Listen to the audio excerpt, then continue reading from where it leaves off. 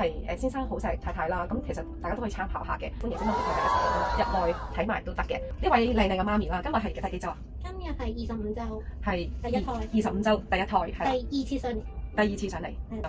咁啊，分享下，請嘉嘉分享下你第一次過嚟脫毛啦嘅感覺係點樣咧？第一次嘅話，其實因為我自己一啲個人經歷啦，咁我就試過入醫院，咁然後就被即係要做一啲小手術嘅時候，就可能被毛被工人剃咗毛啦，生翻出嚟嘅時候好唔舒服，個感覺就好似有鬚根一樣，即係長期好似有個鬚根摩擦嘅感覺。我懷孕，即係而家我有 BB 嘅時候咧，我就諗到嗰個問題就係，不論我選擇開刀定順產，都要再做多次，舒服嘅。咁我就喺 IG 度 search 孕婦脫毛，係啦。咁第二次脫毛咧，同第一次嘅感覺係點樣樣咧？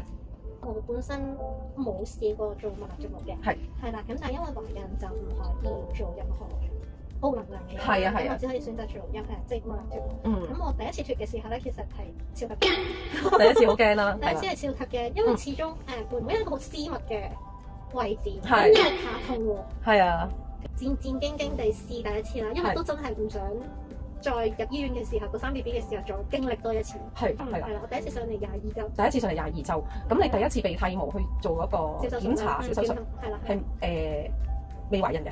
懷咗孕㗎啦。懷咗孕嘅，懷孕初期嚟講下第一次脫毛咧，係同今日第二次咧嗰個感覺咧，個手勢啊或者各樣嘢咧。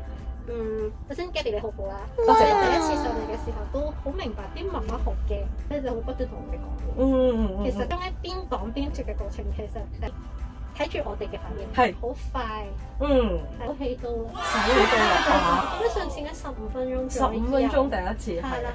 咁嘅時候就我留咗兩隻手指嘅毛都冇脫晒嘅第一次。係啦，就今日第二次脫啦，就應該係脫晒。脫晒。今日我哋都係10零分鐘。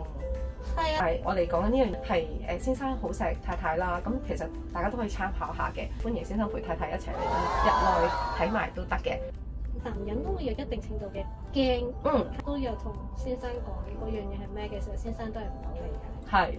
係啦，咁都佢本身係有啲即係好擔心準媽咪啦，係好正常嘅。咁陪住媽咪嚟，見到我哋手起刀落好快，同埋我哋嘅過程咁輕鬆嘅咋，咁其實已經好放心啦。個爹哋就已經行翻出去聽電話啦。咁所以今日我哋咧都好多謝啦，係啊呢對 couple 啦，因為佢哋願意咁樣幫忙拍攝啦，其實都幫到好多即係未行出第一步又好想去做孕婦脫毛嘅 couple 啦，你哋唔使唔擔心。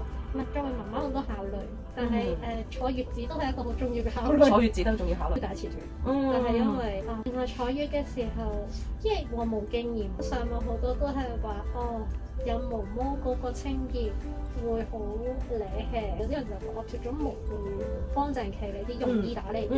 even 就算如果先生好貼心啦，咁我都好容易處理。至少你唔使單樣嘢係我好大個主因，我要脫咗先咯。因為我哋好感謝今日你我哋嘅嘉嘉啦，同埋佢先生嘅。咁 subscribe 我哋嘅 channel 啦，就可以了解啲真實準媽咪嘅心聲啦，同埋個過程啦。希望呢啲片都可以幫到你哋。留言 comment 讚下我哋都得㗎，支持我哋，多謝。